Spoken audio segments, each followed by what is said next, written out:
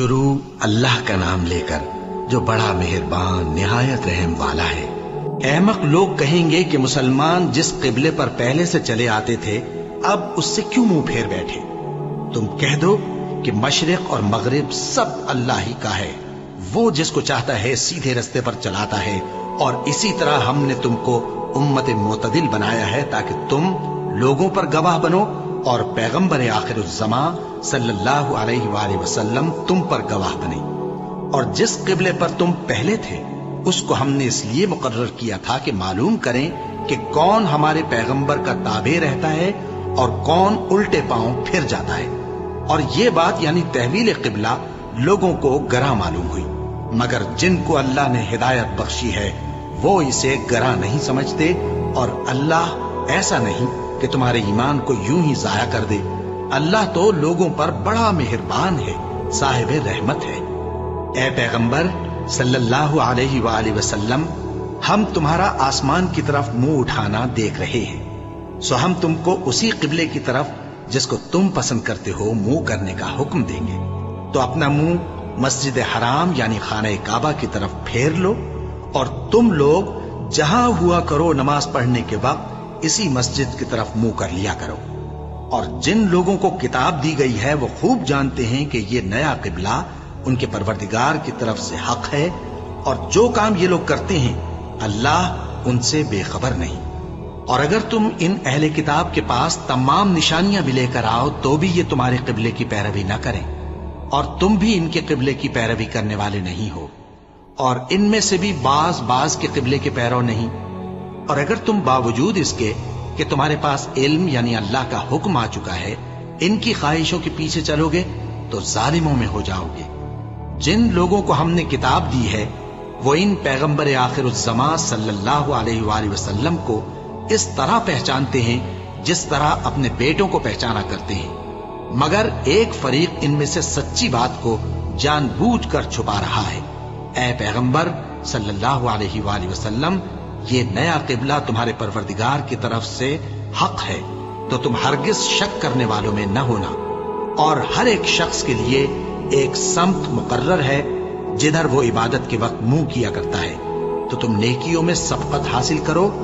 तुम जहां होगे अल्लाह तुम सबको जमा करेगा, बेशक अल्लाह हर चीज पर कादिर है। और तुम जहां से निकलो नमाज में अपना मुंह मस्जिद हराम की तरफ कर लिया करो, बेशुबा ये तुम्हारे परवरदिगार की तरफ से हक है, और तुम लोग जो कुछ करते हो अल्लाह उससे बेखबर नहीं। और तुम जहां से निकलो मस्जिद हराम की तरफ मुंह करके नमाज पढ़ा करो।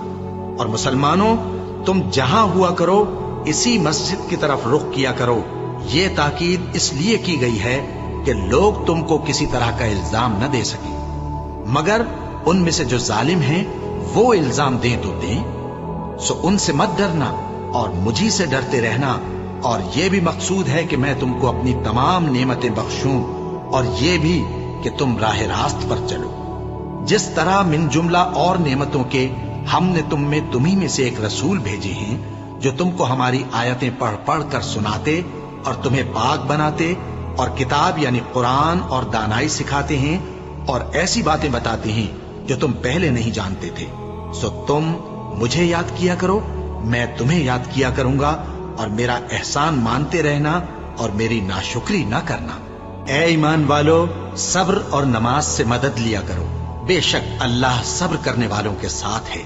और जो लोग अल्लाह की राह में मारे जाएं उनकी निस्बत ये न कहना कि वो मरे हुए हैं, वो मुर्दा नहीं बल्कि जिंदा है, लेकिन तुमको शऊर नहीं। और हम किसी कदर खौफ और भूख और माल और जानों और मेवों के नुकसान से तुम्हारी आजमाइश करेंगे। और सब्र करने वालों को बिशारत सुना दो कि उन लोगों पर जब कोई मुसीबत वाक़ई होती है तो कहते हैं कि हम अल्लाह ही का माल हैं और उसी की तरफ लौट कर जाने वाले हैं। यही लोग हैं जिन पर इनके परवरदिगार की इनायतें हैं और खुसूसी रहमत भी है, और यही सीधे रास्ते पर है। बेशक कोहे सफा और मरवा अल्लाह की निशानियों में से हैं। तो जो शख्स खाने काबा का हज या उम्रा करे उस पर कुछ गुनाह नहीं कि दोनों के दरमियान चक्कर लगाए, बल्कि ये एक नेक काम है, और जो कोई नेक काम करे तो अल्लाह कदरदान है, दाना है। जो लोग हमारे हुक्मों और हिदायतों को جو ہم نے نازل کی ہیں کسی غرض فاسد سے چھپاتے ہیں، باوجود کہ ہم نے ان کو لوگوں کے سمجھانے کے لیے اپنی کتاب میں کھول کھول کر بیان کر دیا ہے۔ ایسوں پر اللہ اور تمام لعنت کرنے والے لعنت کرتے ہیں۔ ہاں، جو توبہ کرتے ہیں اور اپنی حالت درست کر لیتے ہیں اور احکام الہی کو صاف صاف بیان کر دیتے ہیں تو میں ان کے قصور معاف کر دیتا ہوں، اور میں بڑا معاف کرنے والا بڑا مہربان ہوں۔ جو لوگ کافر ہوئے اور کافر ہی مرے، ایسوں پر اللہ کی اور فرشتوں کی اور انسانوں کی سب کی لعنت، وہ ہمیشہ اسی لعنت میں گرفتار رہیں گے۔ ان سے نہ تو عذاب ہلکا ہی کیا جائے گا اور نہ انہیں کچھ مہلت ملے گی۔ اور لوگوں، تمہارا معبود ایک ہی معبود ہے، اس بڑے مہربان اور رحم والے کے سوا کوئی عبادت کے لائق نہیں۔ بے شک آسمانوں اور زمین کے پیدا کرنے میں اور رات اور دن کے ایک دوسرے کے پیچھے آنے جانے میں اور کشتیوں اور جہازوں میں جو سمندر میں لوگوں کے فائدے کے لیے رواں ہیں، اور میں جس کو اللہ آسمان سے برساتا اور اس سے زمین کو اس کے مردہ ہو جانے کے بعد زندہ یعنی خشک ہو جانے کے بعد سرسبز کر دیتا ہے، اور زمین پر ہر قسم کے جانور پھیلانے میں اور ہواؤں کے چلانے میں اور بادلوں میں جو آسمان اور زمین کے درمیان گھرے رہتے ہیں، عقل مندوں کے لیے اللہ کی قدرت کی نشانیاں ہیں۔ اور بعض لوگ ایسے ہیں جو غیر اللہ کو اللہ کا شریک بناتے اور ان سے اللہ کی سی محبت کرتے ہیں، لیکن جو ایمان والے ہیں وہ تو اللہ ہی کے سب سے زیادہ دوست دار ہیں۔ اور اے کاش ظالم لوگ جو بات عذاب کے وقت دیکھیں گے اب دیکھ لیتے کہ سب طرح کی طاقت اللہ ہی کو ہے، اور یہ کہ اللہ سخت عذاب کرنے والا ہے۔ اس دن کفر کے پیشوا اپنے پیروں سے بیزاری ظاہر کریں گے اور دونوں عذاب الہی دیکھ لیں گے اور ان کے آپس کے تعلقات منقطع ہو جائیں گے۔ یہ حال دیکھ کر پیروی کرنے والے حسرت سے کہیں گے کہ اے کاش ہمیں پھر دنیا میں جانا نصیب ہو، تاکہ جس طرح یہ ہم سے بیزار ہو رہے ہیں اسی طرح ہم بھی ان سے بیزار ہوں۔ اس طرح اللہ ان کے اعمال حسرت بنا کر دکھائے گا اور وہ دوزخ سے نکل نہیں سکیں گے۔ لوگوں، جو چیزیں زمین میں حلال طیب ہیں وہ کھاؤ، اور شیطان کے قدموں پر نہ چلو، وہ تمہارا کھلا دشمن ہے۔ وہ تو تم کو برائی اور بے حیائی ہی کے کام کرنے کو کہتا ہے، اور یہ بھی کہ اللہ کی نسبت ایسی باتیں کہو جن کا تمہیں کچھ بھی علم نہیں۔ اور جب ان لوگوں سے کہا جاتا ہے کہ جو کتاب اللہ نے نازل فرمائی ہے اس کی پیروی کرو، تو کہتے ہیں نہیں، بلکہ ہم تو اسی چیز کی پیروی کریں گے جس پر ہم نے اپنے باپ دادا کو پایا۔ بھلا اگرچہ ان کے باپ دادا نہ کچھ سمجھتے ہوں اور نہ سیدھے رستے پر ہوں، تب بھی وہ انہی کی تقلید کیے جائیں گے۔ جو لوگ کافر ہیں ان کی مثال اس شخص کی سی ہے جو کسی ایسی چیز کو آواز دے جو پکار اور آواز کے سوا کچھ سن نہ سکے۔ یہ بہرے ہیں، گونگے ہیں، اندھے ہیں کہ کچھ سمجھ ہی نہیں سکتے۔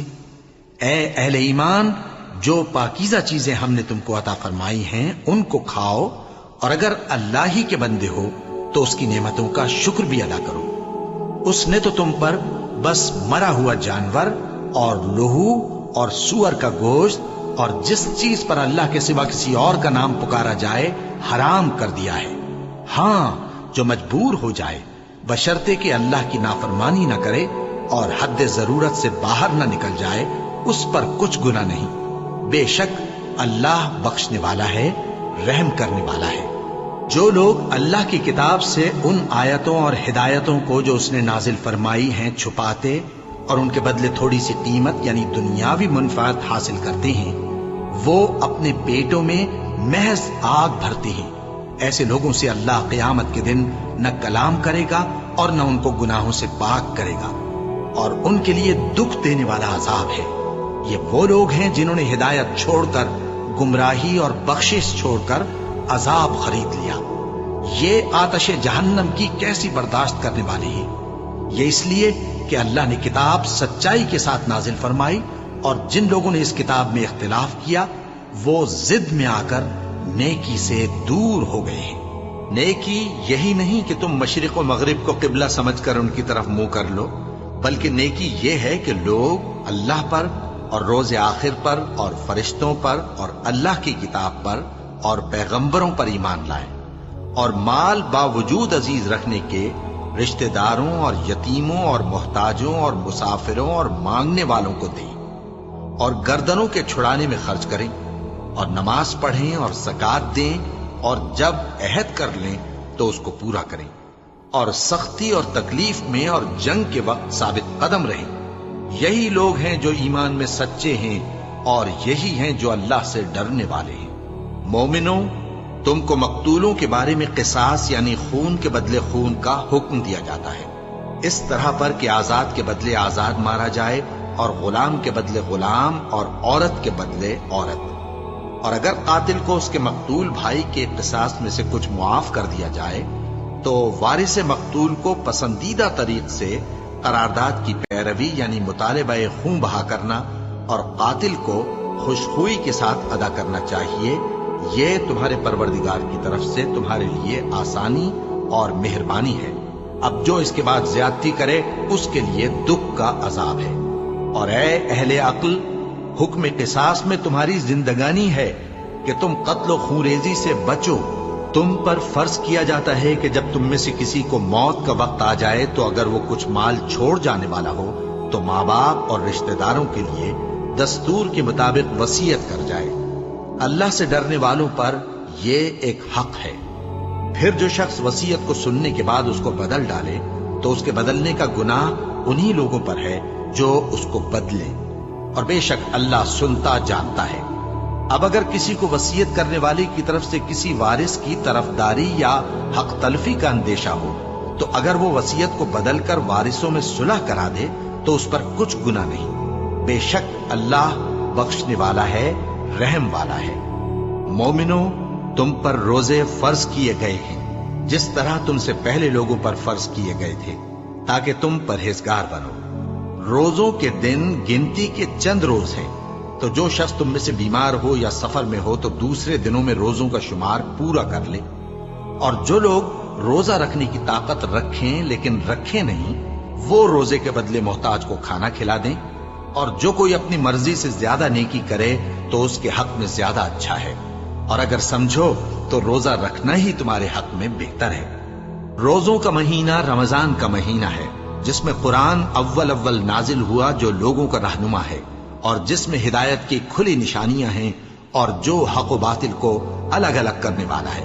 تو جو کوئی تم میں سے اس مہینے میں موجود ہو چاہیے کہ پورے مہینے کے روزے رکھے، اور جو بیمار ہو یا سفر میں ہو تو دوسرے دنوں میں روزے رکھ کر ان کا شمار پورا کر لے۔ اللہ تمہارے حق میں آسانی چاہتا ہے اور سختی نہیں چاہتا، اور یہ آسانی کا حکم اس لیے دیا گیا ہے کہ تم روزوں کا شمار پورا کر لو، اور اس احسان کے بدلے کہ اللہ نے تم کو ہدایت بخشی ہے تم اس کو بزرگی سے یاد کرو اور اس کا شکر کرو۔ اور اے پیغمبر، جب تم سے میرے بندے میرے بارے میں دریافت کریں تو انہیں معلوم ہو کہ میں تو تمہارے پاس ہی ہوں۔ جب کوئی پکارنے والا مجھے پکارتا ہے تو میں اس کی دعا قبول کرتا ہوں۔ تو ان کو چاہیے کہ میرے حکموں کو مانیں اور مجھ پر ایمان رکھیں تاکہ نیک رستہ پائیں۔ روزوں کی راتوں میں تمہارے لیے اپنی عورتوں کے پاس جانا جائز کر دیا گیا ہے، وہ تمہاری پوشاک ہیں اور تم ان کی پوشاک ہو۔ اللہ کو معلوم ہے کہ تم ان کے پاس جانے سے اپنے حق میں خیانت کرتے تھے، سو اس نے تم پر مہربانی کی اور تمہاری حرکات سے درگزر فرمائی، تو اب تم کو اختیار ہے کہ ان سے مباشرت کرو۔ اور اللہ نے جو چیز تمہارے لیے لکھ رکھی ہے یعنی اولاد، اس کو اللہ سے طلب کرو اور کھاؤ اور پیو یہاں تک کہ صبح کی سفید دھاری رات کی سیاہ دھاری سے الگ نظر آنے لگے، پھر روزہ رکھ کر رات تک پورا کرو، اور جب تم مسجدوں میں اعتکاف بیٹھتے ہو تو ان سے مباشرت نہ کرو، یہ اللہ کی حدیں ہیں، ان کے پاس نہ جانا۔ اسی طرح اللہ اپنی آیتیں لوگوں کے سمجھانے کے لیے کھول کھول کر بیان فرماتا ہے تاکہ وہ پرہیزگار بنے، اور آپس میں ایک دوسرے کا مال ناحق نہ کھاؤ اور نہ اس کو رشوتاً حاکموں کے پاس پہنچاؤ تاکہ لوگوں کے مال کا کچھ حصہ ناجائز طور پر کھا جاؤ، اور اسے تم جانتے بھی ہو۔ اے پیغمبر، لوگ تم سے نئے چاند کے بارے میں دریافت کرتے ہیں کہ گھٹتا بڑھتا کیوں ہے؟ کہہ دو کہ وہ لوگوں کے کاموں کی میعادیں اور حج کے وقت معلوم ہونے کا ذریعہ ہے، اور نیکی اس بات میں نہیں کہ احرام کی حالت میں گھروں میں ان کے پچھواڑے کی طرف سے آؤ، बल्कि नेकूकार वो है जो परहेजगार हो। और घरों में उनके दरवाजों से आया करो और अल्लाह से डरते रहो ताकि कामयाब हो जाओ। और जो लोग तुमसे लड़ते हैं तुम भी अल्लाह की राह में उनसे लड़ो, मगर ज्यादती न करना कि अल्लाह ज्यादती करने वालों को दोस्त नहीं रखता। और उनको जहां पाओ कत्ल कर दो, और जहां से उन्होंने तुमको निकाला है यानी मक्के से, वहां से तुम भी उनको निकाल दो। और दीन से गुमराह करने का फसाद कत्लो खूरेजी से कहीं बढ़कर है। और जब तक वो तुमसे मस्जिद हराम यानी खाने काबा के पास न लड़े, तुम भी वहां उनसे न लड़ना। हां, अगर वो तुमसे लड़ें तो तुम उनको कत्ल कर डालो। काफिरों की यही सजा है। फिर अगर वो बाज आ जाएं तो अल्लाह बख्शने वाला है, रहम करने वाला है। और उनसे उस वक्त तक लड़ते रहना कि फसाद नाबूद हो जाए और मुल्क में अल्लाह ही का दीन गालिब हो जाए। फिर अगर वो फसाद से बाज आ जाएं तो जालिमों के सिवा किसी पर ज्यादती नहीं करनी चाहिए। अदब का महीना अदब के महीने के मुकाबिल है, और अदब की चीजें एक दूसरे का बदला है। बस अगर कोई तुम पर ज्यादती करे तो जैसी ज्यादती वो तुम पर करे वैसी ही तुम उस पर करो। और अल्लाह से डरते रहो और जान रखो कि अल्लाह डरने वालों के साथ है। और अल्लाह की राह में माल खर्च करो और अपने आप को हलाकत में न डालो, और नेकी करो, बेशक अल्लाह नेकी करने वालों को दोस्त रखता है। और अल्लाह की खुशनूदी के लिए हज और उम्रे को पूरा करो, और अगर रास्ते में रोक लिए जाओ तो जैसी कुर्बानी मुयस्सर हो कर दो। और जब तक कुर्बानी अपने मुकाम पर न पहुंच जाए सर न मुंडाओ। और अगर कोई तुम में बीमार हो या उसके सर में किसी तरह की तकलीफ हो तो अगर वो सर मुंडा ले तो उसके बदले रोजे रखे या सदका दे या कुर्बानी करे। फिर जब तकलीफ दूर होकर तुम मुतमईन हो जाओ तो जो तुम में हज के वक्त तक उम्रे से फायदा उठाना चाहे वो जैसी कुर्बानी मुयस्सर हो करे। और जिसको कुर्बानी न मिले वो 3 रोजे अय्याम हज में रखे और 7 जब वापस हो। ये पूरे 10 हुए। ये हुक्म उस शख्स के लिए है जिसके अहलो अयाल मक्के में न रहते हों। और अल्लाह से डरते रहो और जान रखो कि अल्लाह सख्त अजाब देने वाला है। हज के महीने मुअय्यन हैं जो मालूम हैं। तो जो शख्स इन महीनों में हज की नीयत कर ले तो हज के दिनों में न औरतों से इख्तिलात करे, न कोई बुरा काम करे और न किसी से झगड़े। और जो नेक काम तुम करोगे वो अल्लाह को मालूम हो जाएगा। और ज़ादे राह यानी रस्ते का खर्च साथ ले जाओ, क्योंकि बेहतरीन ज़ादे राह परहेजगारी है।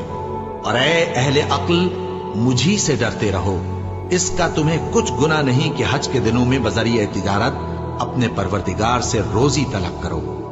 और जब अरफात से वापस होने लगो तो मशर हराम यानी मुज़दलिफा में अल्लाह का जिक्र करो, और उस तरह जिक्र करो जिस तरह उसने तुमको सिखाया। और इससे पेशतर तुम लोग इन तरीकों से महज नावाकिफ थे। फिर जहां से और लोग वापस हों वहीं से तुम भी वापस हो, और अल्लाह से बख्शिश मांगो। बेशक अल्लाह बख्शने वाला है, रहमत करने वाला है। फिर जब हज के तमाम अरकान पूरे कर चुको तो मिना में अल्लाह को याद करो जिस तरह अपने बाप दादा को याद किया करते थे, बल्कि उससे भी ज्यादा। और बाज लोग ऐसे हैं जो अल्लाह से इल्तिजा करते हैं कि ऐ परवरदिगार, हमको जो देना है दुनिया ही में दे दे। और ऐसे लोगों का आखिरत में कुछ हिस्सा नहीं। और बाज ऐसे हैं कि दुआ करते हैं कि परवरदिगार, हमको दुनिया में भी नेमत अता फरमा और आखिरत में भी नेमत बख्शियो और दोज़ख के अजाब से महफूज रखियो। यही लोग हैं जिनके लिए उनके कामों का हिस्सा यानी अजरे नेक तैयार है, और अल्लाह जल्द हिसाब लेने वाला है। और क़याम मिना के दिनों में जो गिनती के दिन हैं अल्लाह को याद करो। अगर कोई जल्दी करे और 2 ही दिन में चल दे तो उस पर भी कुछ गुनाह नहीं, और जो बात तक ठहरा रहे उस पर भी कुछ गुनाह नहीं। ये बातें उस शख्स के लिए हैं जो अल्लाह से डरे। और तुम लोग अल्लाह से डरते रहो और जान रखो कि तुम सब उसके पास जमा किए जाओगे। और कोई शख्स तो ऐसा है जिसकी गुफ्तगू दुनिया की जिंदगी में तुमको दिलकश मालूम होती है, और वो अपने माफिज ज़मीर पर यानी उस बात पर जो उसके दिल में है अल्लाह को गवाह बनाता है, हालांकि वो सख्त झगड़ालू है। और जब पीठ फेर कर चला जाता है तो जमीन में दौड़ता फिरता है ताकि उसमें फितना अंगेजी करे। اور کھیتی کو برباد اور انسانوں اور حیوانوں کی نسل کو نابود کر دے۔ اور اللہ فتنہ انگیزی کو پسند نہیں کرتا، اور جب اس سے کہا جاتا ہے کہ اللہ سے خوف کر تو غرور اس کو گناہ میں پھنسا دیتا ہے، سو اس کو جہنم کافی ہے اور وہ بہت برا ٹھکانہ ہے۔ اور کوئی شخص ایسا ہے کہ اللہ کی خوشنودی حاصل کرنے کے لیے اپنی جان بیچ ڈالتا ہے، اور اللہ بندوں پر بہت مہربان ہے۔ مومنو، اسلام میں پورے داخل ہو جاؤ اور شیطان کے پیچھے نہ چلو، وہ تو تمہارا کھلا دشمن ہے۔ پھر اگر تم احکام روشن پہنچ جانے کے بعد لڑکھڑا جاؤ تو جان رکھو کہ اللہ غالب ہے، حکمت والا ہے۔ کیا یہ لوگ اسی بات کے منتظر ہیں کہ ان پر اللہ کا عذاب بادل کے سائبانوں میں آ نازل ہو اور فرشتے بھی اتر آئیں اور کام تمام کر دیا جائے؟ اور سب کاموں کا رجوع اللہ ہی کی طرف ہے۔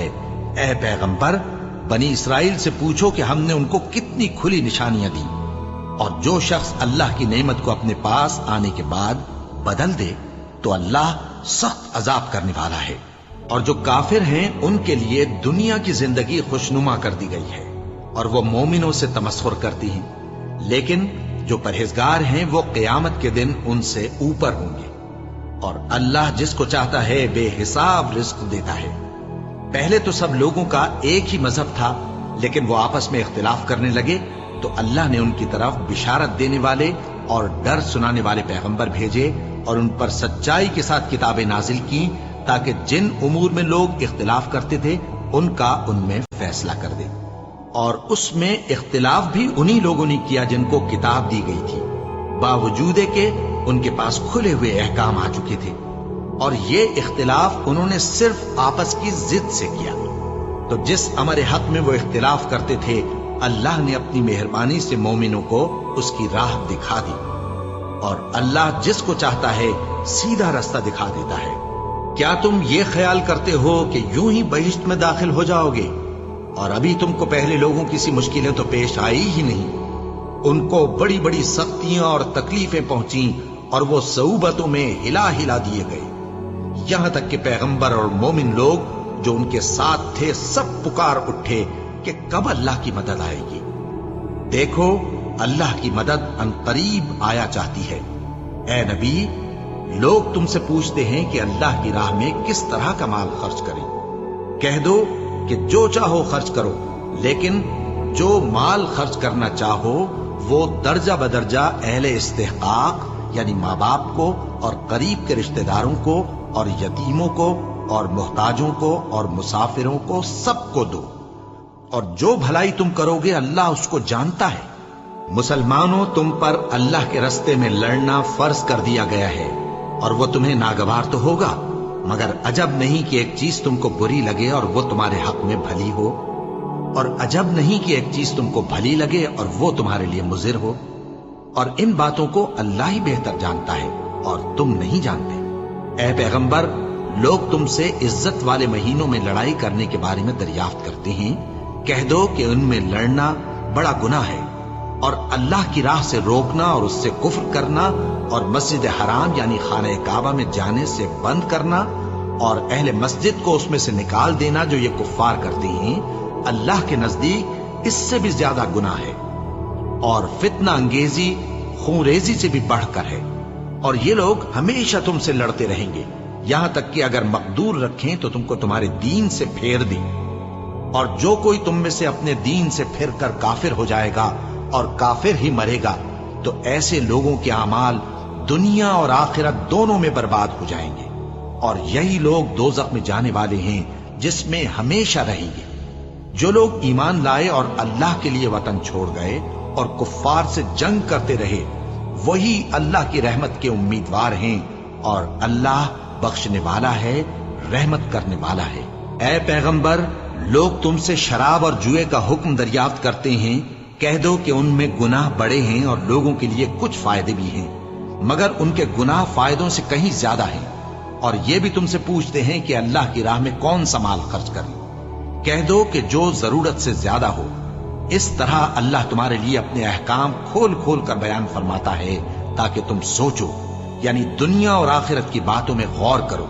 اور تم سے یتیموں کے بارے میں بھی دریافت کرتے ہیں، کہہ دو کہ ان کی حالت کی اصلاح بہت اچھا کام ہے، اور اگر تم ان سے مل جل کر رہنا یعنی خرچ اکٹھا رکھنا چاہو تو وہ تمہارے بھائی ہیں، اور اللہ خوب جانتا ہے کہ خرابی کرنے والا کون ہے اور اصلاح کرنے والا کون۔ اور اگر اللہ چاہتا تو تم کو تکلیف میں ڈال دیتا، بے شک اللہ غالب ہے، حکمت والا ہے۔ اور مومنوں، مشرک عورتوں سے جب تک وہ ایمان نہ لائیں نکاح نہ کرنا، کیونکہ مشرک عورت خواہ تم کو کیسی ہی بھلی لگے اس سے مومن لونڈی بہتر ہے۔ اور اسی طرح مشرک مرد جب تک ایمان نہ لائیں مومن عورتوں کو ان کی زوجیت میں نہ دینا، کیونکہ مشرک مرد سے خواہ وہ تم کو کیسا ہی بھلا لگے مومن غلام بہتر ہے۔ یہ مشرک لوگوں کو دوزخ کی طرف بلاتی ہیں، اور اللہ اپنی مہربانی سے بہشت اور بخشش کی طرف بلاتا ہے، اور اپنے حکم لوگوں سے کھول کھول کر بیان کرتا ہے تاکہ نصیحت حاصل کریں۔ اور تم سے حیض کے بارے میں دریافت کرتے ہیں، کہہ دو وہ تو نجاست ہے، سو ایام حیض میں عورتوں سے کنارہ کش رہو، اور جب تک وہ پاک نہ ہو جائیں ان سے مقاربت نہ کرو۔ ہاں، جب وہ پاک ہو جائیں تو جس طریق سے اللہ نے تمہیں ارشاد فرمایا ہے ان کے پاس جاؤ، کچھ شک نہیں کہ اللہ توبہ کرنے والوں اور پاک صاف رہنے والوں کو دوست رکھتا ہے۔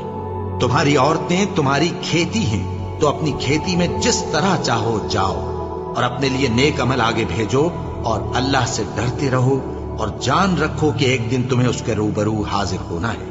اور اے پیغمبر، ایمان والوں کو بشارت سنا دو، اور اللہ کے نام کو اس بات کا ہیلا نہ بنانا کہ اس کی قسمیں کھا کھا کر سلوک کرنے اور پرہیزگاری کرنے اور لوگوں میں صلح و سازگاری کرانے سے رک جاؤ، اور اللہ سب کچھ سنتا ہے، جانتا ہے۔ اللہ تمہاری لغو قسموں پر تم سے مواخذہ نہیں کرے گا، لیکن جو قسمیں تم قصد دلی سے کھاؤ گے ان پر مواخذہ کرے گا، اور اللہ بخشنے والا ہے، بردبار ہے۔ جو لوگ اپنی عورتوں کے پاس جانے کی قسم کھا لیں ان کو 4 مہینے تک انتظار کرنا چاہیے۔ اگر اس عرصے میں قسم سے رجوع کر لیں تو اللہ بخشنے والا ہے، مہربان ہے۔ اور اگر طلاق کا ارادہ کر لیں تو بھی اللہ سنتا ہے، جانتا ہے۔ اور طلاق والی عورتیں 3 حیض تک اپنے تئیں روکے رہیں، اور اگر وہ اللہ اور روز قیامت پر ایمان رکھتی ہیں تو ان کو جائز نہیں کہ اللہ نے جو کچھ ان کے شکم میں پیدا کیا ہے اس کو چھپائیں۔ اور ان کے خاوند اگر پھر موافقت چاہیں تو اس مدت میں وہ ان کو اپنی زوجیت میں لے لینے کے زیادہ حقدار ہیں۔ اور عورتوں کا حق مردوں پر ویسا ہی ہے جیسے دستور کے مطابق مردوں کا حق عورتوں پر ہے، البتہ مردوں کو عورتوں پر 1 درجہ فضیلت ہے، اور اللہ غالب ہے، صاحب حکمت ہے۔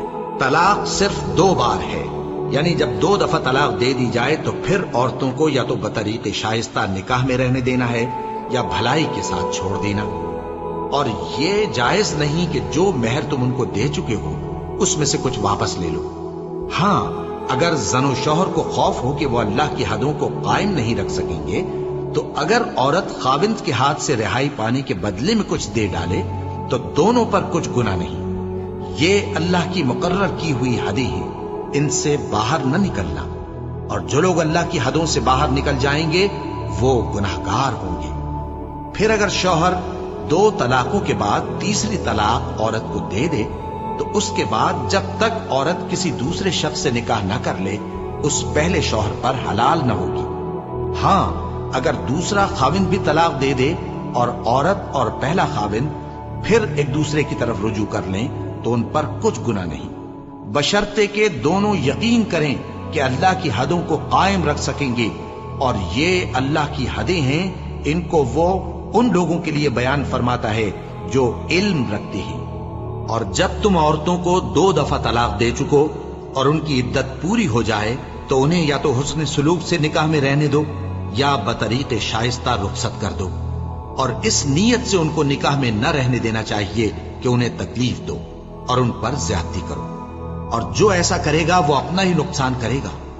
اور اللہ کے احکام کو ہنسی اور کھیل نہ بناؤ، اور اللہ نے تم کو جو نعمتیں بخشی ہیں اور تم پر جو کتاب اور دانائی کی باتیں نازل کی ہیں جن سے وہ تمہیں نصیحت فرماتا ہے ان کو یاد کرو، اور اللہ سے ڈرتے رہو، اور جان رکھو کہ اللہ ہر چیز سے واقف ہے۔ اور جب تم عورتوں کو طلاق دے چکو اور ان کی عدت پوری ہو جائے تو ان کو اپنے شوہروں کے ساتھ جب وہ آپس میں جائز طور پر راضی ہو جائیں نکاح کرنے سے مت روکو۔ اس حکم سے اس شخص کو نصیحت کی جاتی ہے جو تم میں اللہ اور روز آخر پر یقین رکھتا ہے۔ یہ تمہارے لیے نہایت خوب اور بہت پاکیزگی کی بات ہے، اور اللہ جانتا ہے اور تم نہیں جانتے۔ اور مائیں اپنے بچوں کو پورے 2 سال دودھ پلائیں، یہ حکم اس شخص کے لیے ہے جو پوری مدت تک دودھ پلوانا چاہے، اور دودھ پلانے والی ماؤں کا کھانا اور کپڑا دستور کے مطابق باپ کے ذمے ہوگا۔ کسی شخص کو اس کی طاقت سے زیادہ تکلیف نہیں دی جاتی، تو یاد رکھو کہ نہ تو ماں کو اس کے بچے کے سبب نقصان پہنچایا جائے اور نہ باپ کو اس کی اولاد کی وجہ سے نقصان پہنچایا جائے، اور اسی طرح نان و نفقہ بچے کے وارث کے ذمے ہے۔ اور اگر دونوں یعنی ماں باپ آپس کی رضامندی اور صلاح سے بچے کا دودھ چھڑانا چاہیں تو ان پر کچھ گناہ نہیں، اور اگر تم اپنی اولاد کو دودھ پلوانا چاہو تو تم پر کچھ گناہ نہیں، بشرطے کہ تم دودھ پلانے والیوں کو دستور کے مطابق ان کا حق جو تم نے دینا کیا تھا دے دو، اور اللہ سے ڈرتے رہو اور جان رکھو کہ جو کچھ تم کرتے ہو اللہ اس کو دیکھ رہا ہے۔ اور جو لوگ تم میں سے مر جائیں اور عورتیں چھوڑ جائیں تو وہ عورتیں 4 مہینے اور 10 دن اپنے آپ کو روکے رہیں، اور جب یہ عدت پوری کر چکیں اور اپنے حق میں پسندیدہ کام یعنی نکاح کر لیں تو تم پر کچھ گناہ نہیں، اور اللہ تمہارے سب کاموں سے واقف ہے۔ اگر تم اشارے کنائے میں عورتوں کو نکاح کا پیغام بھیجو یا نکاح کی خواہش کو اپنے دلوں میں مخفی رکھو تو تم پر کچھ گناہ نہیں۔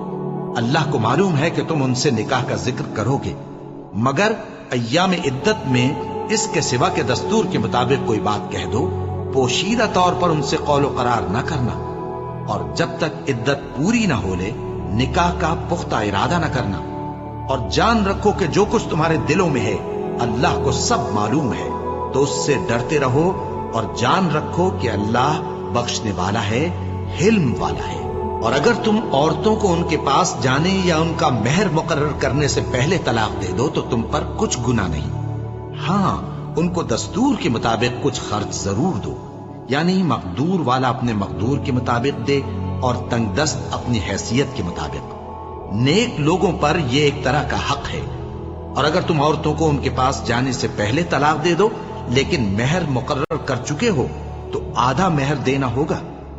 ہاں اگر عورتیں مہر بخش دیں یا مرد جن کے ہاتھ میں عقد نکاح ہے اپنا حق چھوڑ دیں اور پورا مہر دے دیں تو ان کو اختیار ہے، اور اگر تم مرد لوگ ہی اپنا حق چھوڑ دو تو یہ پرہیزگاری کی بات ہے، اور آپس میں بھلائی کرنے کو فراموش نہ کرنا۔ کچھ شک نہیں کہ اللہ تمہارے سب کاموں کو دیکھ رہا ہے۔ مسلمانوں، سب نمازیں خصوصاً بیچ کی نماز یعنی نماز عصر پورے اہتمام کے ساتھ ادا کرتے رہو اور اللہ کے آگے ادب سے کھڑے رہا کرو۔ پھر اگر تم خوف کی حالت میں ہو تو پیادے یا سوار جس حال میں ہو نماز پڑھ لو۔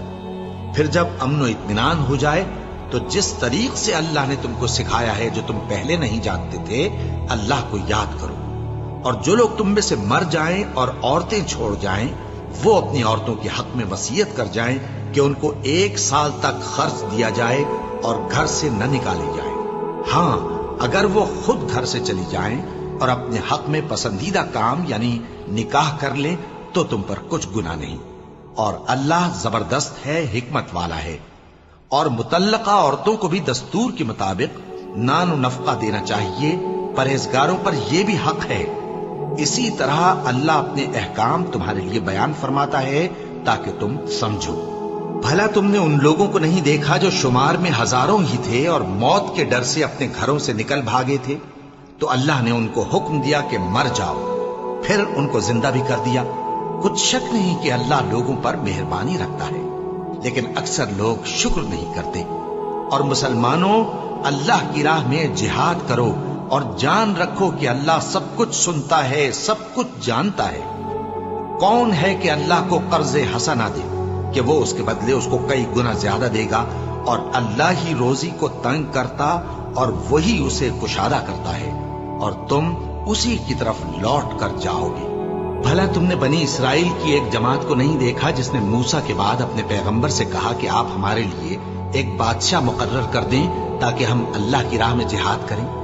پیغمبر نے کہا کہ اگر تم کو جہاد کا حکم دیا جائے تو ایسا تو نہیں کہ لڑنے سے پہلو دہی کرو؟ وہ کہنے لگے کہ ہم اللہ کی راہ میں کیوں نہ لڑیں گے جبکہ ہم وطن سے خارج اور بال بچوں سے جدا کر دیے گئے۔